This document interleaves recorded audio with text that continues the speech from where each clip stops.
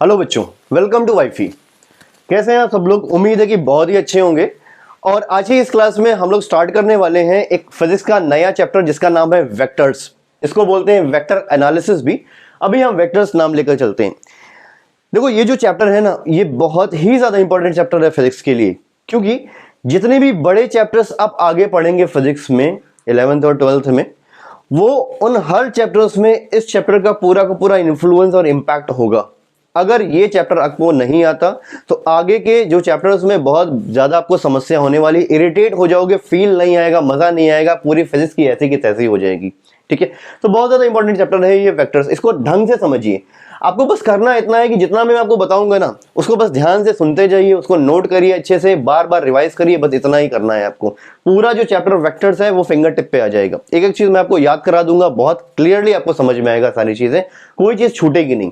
ध्यान से आपको समझना है कि ये वेक्टर्स है क्या। देखिए, वेक्टर्स, ये जो वेक्टर वर्ड होता है ना, सबसे पहले इसी का मतलब आप समझ लीजिए कि क्या होता है।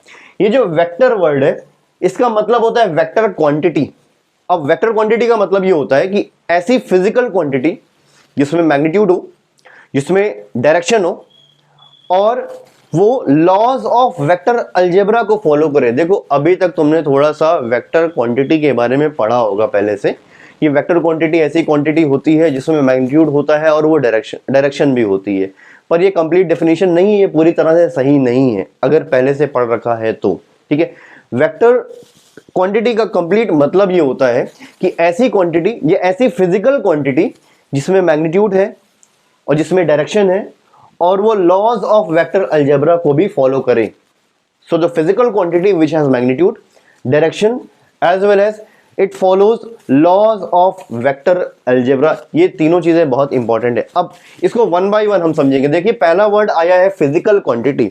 वेक्टर क्वांटिटी एक फिजिकल क्वांटिटी होती है। फिजिकल क्वांटिटी का मतलब क्या होता है?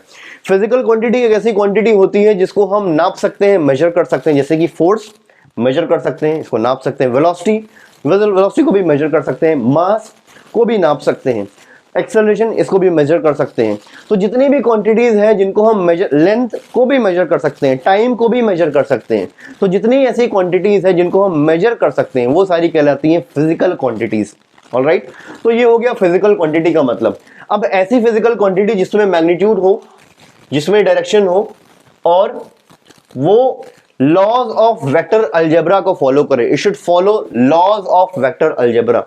अब देखो, वेक्टर अलजेब्रा ये है क्या? वेक्टर अलजेब्रा एक्चुअली मैथमेटिक्स का पार्ट है। ठीक है, vector algebra is the part of mathematics. अब ये जो वेक्टर अलजेब्रा जो मैथमेटिक्स का पार्ट है, इसके कुछ अपने लॉज हैं, राइट, कुछ नियम हैं। तो उन नियम को ये वेक्टर क्वांटिटी फॉलो करना चाहिए। ठीक है, this vector quantity should follow the laws of vector algebra. अब वो नियम होते क्या हैं, ठीक है, वो हम इसी चैप्टर में आगे पढ़ेंगे। ठीक है, तो फिलहाल के लिए आपको इतना समझ के चलना है कि वेक्टर क्वांटिटी एक ऐसी वेक्टर क्वांटिटी होती है, या एक ऐसी फिजिकल क्वांटिटी होती है जिसमें मैग्नीट्यूड हो, जिसमें डायरेक्शन हो, and that follows laws of vector algebra. Vector algebra के नियम को फॉलो करेगी हर हाल में ये क्वांटिटी। ठीक है, बात शायद समझ में आ रही है थोड़ा बहुत। अच्छा, अब आते हैं हम कि जो वेक्टर क्वांटिटी होती है ना, उसको हम कैसे रिप्रेजेंट करते हैं, राइट। अब हम रिप्रेजेंटेशन इसका अलग अलग तरह से देखेंगे। पहले आप देखिए सिंबल वाइज, सिंबॉलिकली रिप्रेजेंटेशन में सबसे पहले आप सिंबॉलिकली देखिए कि सिंबल वाइज हम कैसे रिप्रेजेंट करते हैं। जैसे कि मान लीजिए फोर्स है, फोर्स वेक्टर क्वांटिटी होती है, तो हम इसको हम ऐसे रिप्रेजेंट कर देते हैं। यानी कि हमने लेटर लिखा कैपिटल F और ऊपर एक एरो लगा दिया। तो ये जो फोर्स एक वेक्टर क्वांटिटी है, इसको हमने सिंबल वाइज ऐसे रिप्रेजेंट कर दिया। अच्छा बताइए, वेलोसिटी वेक्टर क्वांटिटी होती है, वेलोसिटी भी वेक्टर क्वांटिटी होती है, तो वेलोसिटी को हम ऐसे रिप्रेजेंट कर सकते हैं। हमने लिखा स्मॉल v और ऊपर एक एरो लगा दिया। तो हमने जो वेलोसिटी वेक्टर क्वांटिटी थी उसको हमने सिंबल वाइज ऐसे रिप्रेजेंट कर दिया। अब बताओ एक्सेलरेशन, क्या एक्सेलरेशन भी वेक्टर क्वांटिटी होती है? यस, तो हमने एक्सेलरेशन को ऐसे लिख दिया। और डिस्प्लेसमेंट को हम ऐसे लिख दिया। और भी बहुत सारी चीजें होती है। तो जितनी भी वेक्टर क्वांटिटीज होती है, सिंबल वाइज हम उनको ऐसे लिखते हैं। यानी कि हम एक लेटर लिखेंगे और लेटर पे एक इस तरह से एरो लगा देंगे। ये एरो राइट साइड में ही होगा, ध्यान रखिएगा, लेफ्ट साइड में मत लगाइएगा। ठीक है, ये जो ऊपर लेटर के ऊपर जो एरो लगा हुआ है इसका डायरेक्शन से कोई मतलब नहीं। ऐसा ना समझिए कि ये जो फोर्स वेक्टर F लिखा हुआ है एरो राइट साइड में, इसका मतलब फोर्स राइट साइड में, ऐसा बिल्कुल नहीं है। अच्छा, दूसरी बात, इसको हम पढ़ते कैसे हैं? इसको हम पढ़ेंगे वेक्टर F, इसको पढ़ेंगे वेक्टर V, इसको पढ़ेंगे वेक्टर A, इसको पढ़ेंगे वेक्टर S। अच्छा, तो अगर मैंने लिख दिया है यहां पर वेक्टर A, यानी कोई भी वेक्टर क्वांटिटी होगी उसका नाम वेक्टर ए है। अब ये क्या है ये नहीं पता, ये फोर्स भी हो सकता है, वेलोसिटी भी हो सकता है, एक्सेलरेशन भी हो सकता है, डिस्प्लेसमेंट भी हो सकता है। जनरली हमने लिख दिया वेक्टर ए। सिमिलरली किसी वेक्टर क्वांटिटी को हम वेक्टर बी भी लिख सकते हैं। अब ये जो वेक्टर बी है ये कुछ भी हो सकता है, डिस्प्लेसमेंट हो सकता है, वेलोसिटी हो सकता है, फोर्स हो सकता है, कुछ भी हो सकता है। समझ पा रहे हैं आप?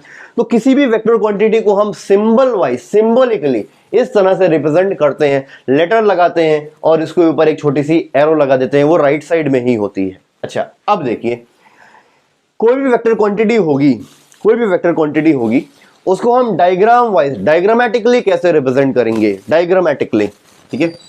तो डायग्रामेटिकली अगर हम देखें,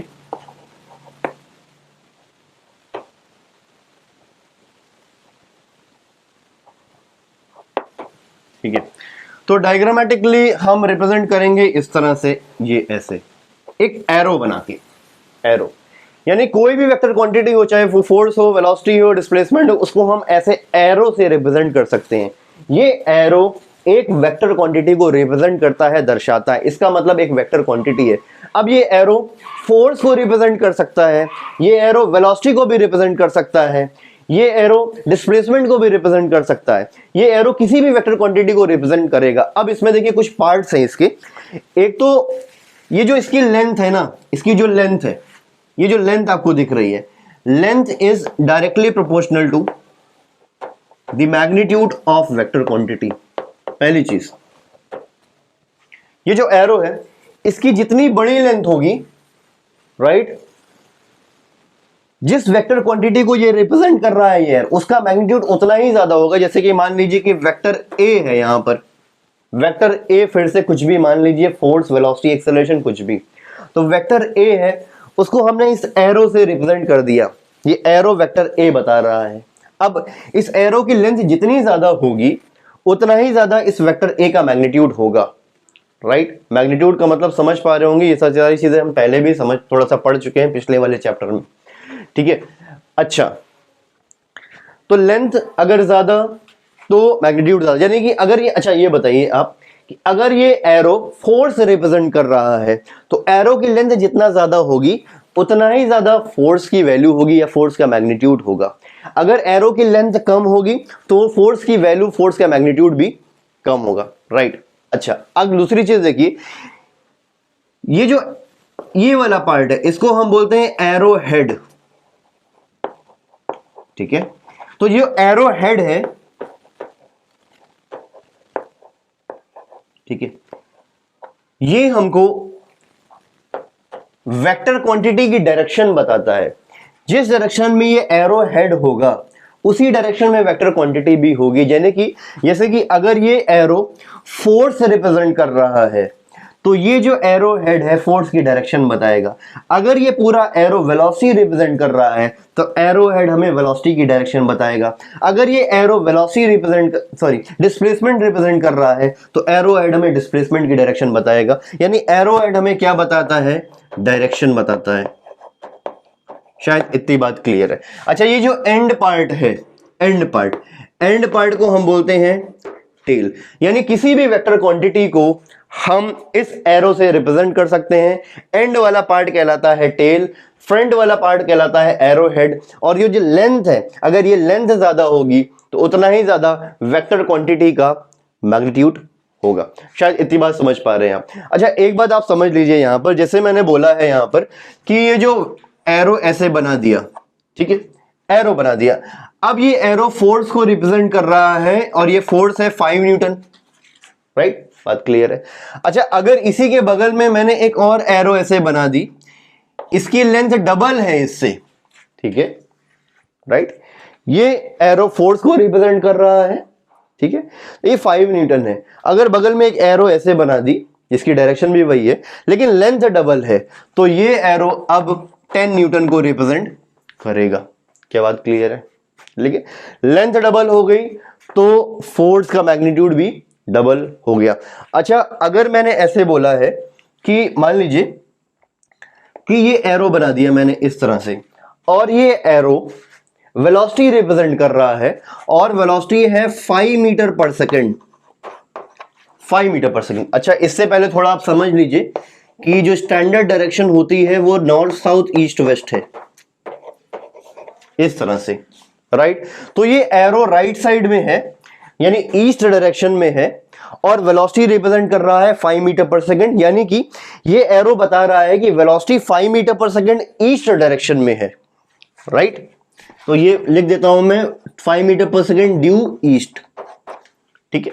वेलोसिटी में हमें पता होता है मैग्नीट्यूड भी होता है और डायरेक्शन भी होती है, तो ये एरो वेलोसिटी को रिप्रेजेंट कर रहा है 5 मीटर पर सेकंड और डायरेक्शन है टुवर्ड्स ईस्ट। ड्यू ईस्ट का मतलब होता है टुवर्ड्स ईस्ट, ठीक है। Due east means towards east. अच्छा, अब देखो यहां पर मैंने एक और एरो ऐसे बना दिया, ठीक है। इसकी जो लेंथ है वो इससे डबल है, ठीक है, लेंथ डबल है और डायरेक्शन ऊपर की तरफ है। तो इसका मतलब क्या है, ये जो एरो है ये कितनी वेलोसिटी बताएगा। अगर लेंथ डबल हो गई तो वेलोसिटी भी डबल हो जाएगी 10 मीटर पर सेकंड, पहली बात। दूसरा कि ये तो राइट साइड में था तो डायरेक्शन